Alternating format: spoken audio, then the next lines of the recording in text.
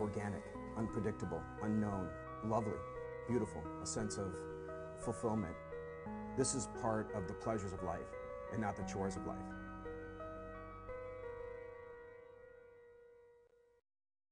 Coming up on Daily Iowan TV, 5 years later, a look at the university's rebuilding progress 5 years after the 2007 flood. Greek Row, why some fraternities and sororities plan to protest at Tuesday's City Council meeting. And in sports, we reveal the Daily Iowan's Female Hawkeye Athlete of the Year. All that and much more next. Daily Iowan TV is ready to go. I'm Tom Brokaw. For more than 100 years now, the University of Iowa community has been waking up to the Daily Iowan. Today, it's the largest newsroom in eastern Iowa. And now you can see the news every night on Daily Iowan TV and get it anytime worldwide at dailyiowan.com.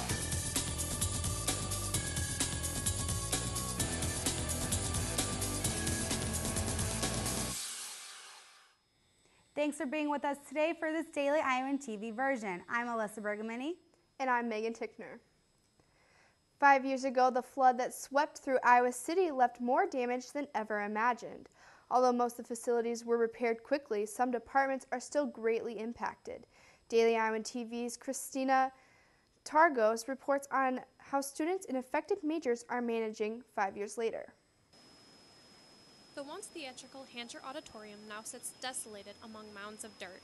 The construction tape and heavy machinery are a reminder of the devastation 5 years ago. All of us involved in it had no idea what was going to happen. More than 20 University of Iowa facilities were damaged in the flood, costing the university close to $1 billion to repair. A majority of the facilities, like the IMU, reopened in the months following the flood. But fast forward 5 years, and the arts department is still suffering. The sign that reads, "Notice of Demolition," is on the doors of the deserted auditorium, along with Voxman Music Building and Clapp Recital Hall. Hancher Auditorium, Art Buildings East and West, the Voxman Music Building, and the Theater Building were all severely damaged in the flood. In the past 5 years, only Art Building West has been reopened. This makes academic life for art and music students difficult. Over at Menards, obviously that has some setbacks. Both the art and music departments have been displaced. The School of Music has put classrooms in the University Capitol Center and on Clinton Street.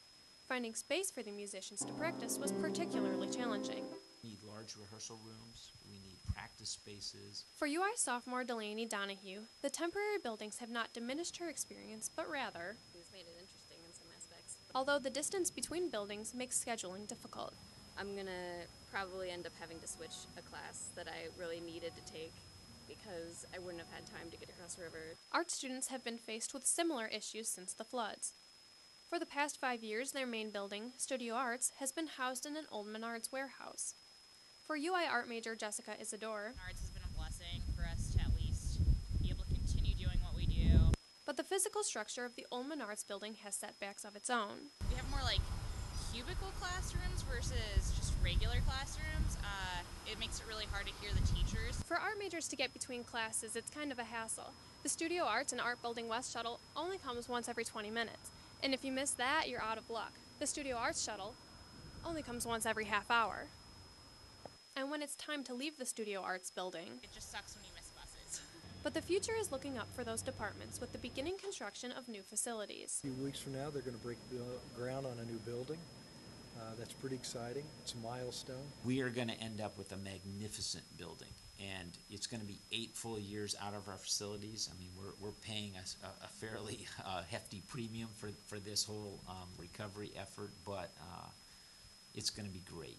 Christina Targos, Daily Iowan TV. The new Studio Arts and School of Music buildings are projected to open in 2016.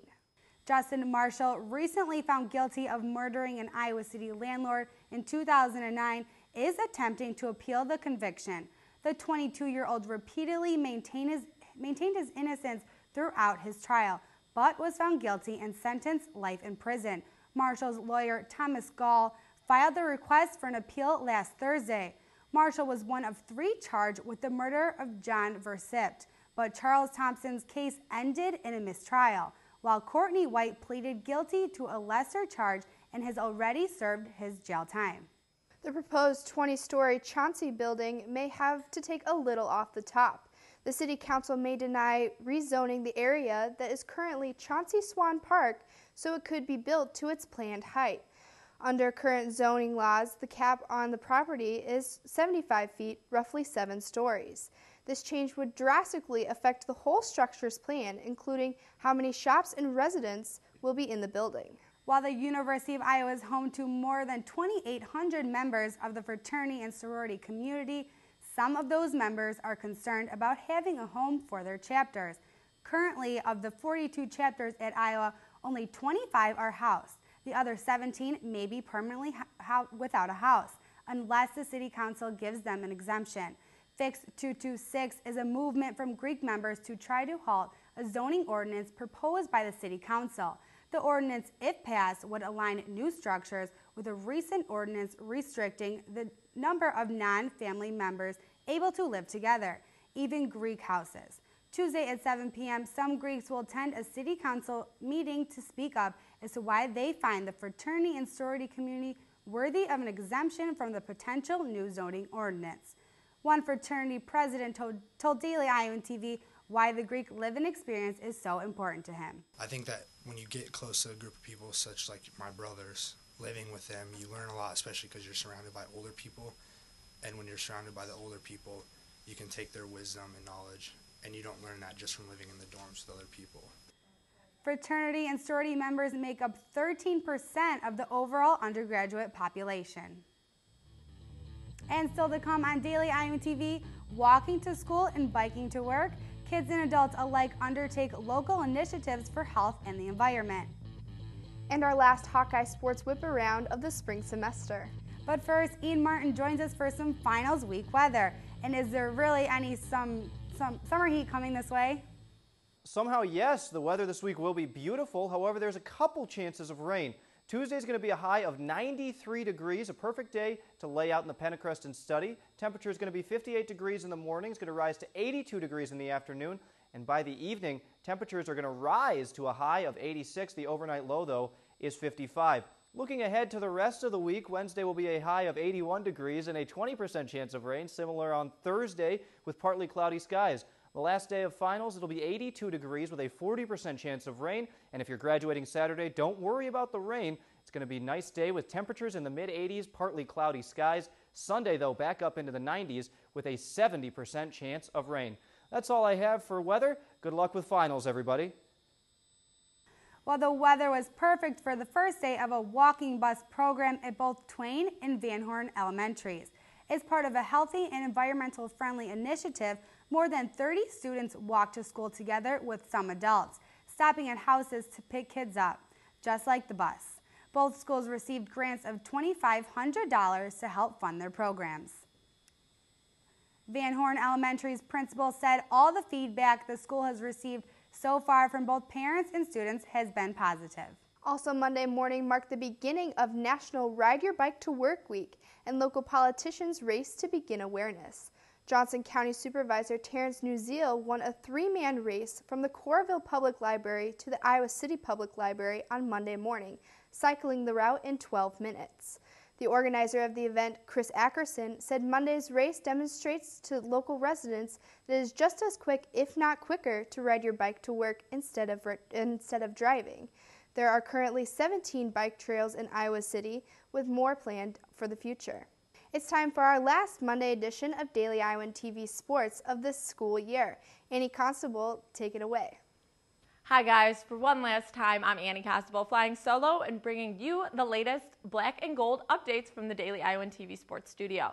The unveiling of our Female Athlete of the Year to come later in this Monday edition of the program, but we start with the news that the Iowa women's softball season has come to an end.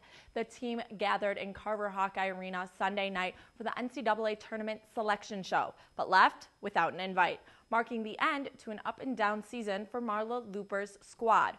For more on everything from the Diamond that took place over the weekend, including Jack Dom's squad's first series victory of the year, we throw it over to our Monday evening whip-around crew who are on location. Guys, Hey guys, continuing your Monday evening whip around, we begin with the University of Iowa softball team. The Hawkeyes unfortunately dropped to the Ohio State Buckeyes in the first round of the Big Ten tournament. The Iowa Hawkeyes gained the lead 4-0 in the bottom of the fifth, but it was the Ohio State Buckeyes that came battling back to win it 8-4. Two Hawkeyes did receive postseason honors, one being Megan Blank was named third-team All-American and first-team All-Conference honoree, and then Johnny Dowling had also been named second-team outfielder. The Hawkeyes ended their season with 30 total victories in the regular season, which marks the most since 2009. I know the Hawkeye team really wanted to win against Ohio State, but the future looks promising for such a young and upcoming team. That's all I have for softball. Now we'll turn it over to Whitney Blakemore with more on the diamond. All right, thanks for that, Chelsea. Now continuing on the diamond, the University of Iowa baseball team fell 4-2 against Michigan State on Senior Day, Sunday afternoon in Dwayne Banks Field. Michigan State was able to score 3 runs due to 2 Hawkeye errors.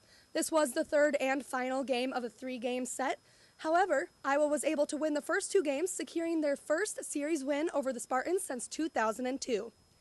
Now the Hawkeyes are going to finish their regular season and Big Ten play on May 16th at Purdue. That's all we have for this edition of the Whip Around. Back to the sports studio. With the softball season over, it's now time to take a look at the season that was for our Female Athlete of the Year. After flirting with a school record for the single-season batting average mark, eventually breaking it and then leading the Hawks to arguably their best season in half a decade, sophomore Megan Blank is absolutely deserving of our Female Athlete of the Year award. Blank became the 9th player in school history to garner first-team All-Big Ten honors as a freshman and duplicated the feat in her second season on campus this spring. The Culver City, California native will lead a dangerous Hawks team next spring after missing out on postseason action in 2013. But for now, let's look back on Blank's fantastic year with our softball insider, Cody Goodwin. And Cody, what made Blank so special in the Hawkeye uniform this spring? She was really kind of the heart of that Iowa offense. She recorded 59 RBIs this past season. That's second best in a season for Iowa softball. That really broke into the record books. It was also, in RBI sense, she was 25% of the Iowa offense. Really, they had 239 RBIs as a team this season. She had 59 of them. She was really the heart and soul of that Iowa offense. She also batted .436 batting average, as we said earlier. That also broke into the Iowa record books. That topped Kim Davis's record from 1993. She only batted .428. Megan Blank, again, just setting the record books ablaze for the Iowa softball team this past spring. So she was really just the heart and soul of that offense. When she swung her bat, she even changed her swing over the summer to kind of help with that offensive production this past spring. So she was really just kind of the offensive leader, always able to, when she went up to bat, her teammates were ready to watch that ball sail over the wall. And they failed to make postseason this year. Can you talk about their emotions? What were they feeling when that happened? Do you think they'll carry that into next season? They were kind of disappointed. They thought they had done enough. They had a lot of victories over ranked teams in the spring, especially way earlier in the year when they had a bunch of preseason tournaments before Big Ten season really started. But what really tripped them up was their Big Ten schedule. They went 8-15 in Big Ten this year, and that's really what tripped them up. That's what the NCAA committee really looks at, is how they did in Big Ten play, their conference play specifically, and that's where Iowa just kind of tripped up. And you have a story coming tomorrow. Can you talk about that with me for a second? It's about Megan Blank. It's about how she was that offensive light for the Hawkeyes this year and how it was good enough to make the record books look good, but maybe she'll have to do a little bit more next year to kind of get them over that postseason hump. All right, well, we are anxious to see that tomorrow. Thank you so much for coming in again, Cody. More to come in Tuesday as we continue to count down our players, coaches, and stories of the year. But for now, we are out of time. Back to you guys at the desk.